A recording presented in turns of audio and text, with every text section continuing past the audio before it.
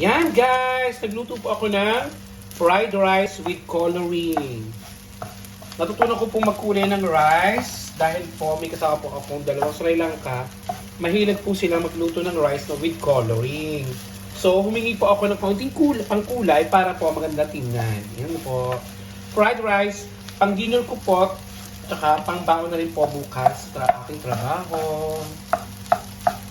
Yan, nagluto po ako ng sarsyadong isda, tsaka ng ano po, meatloaf, beef meatloaf, tsaka ito po fried rice. Yan.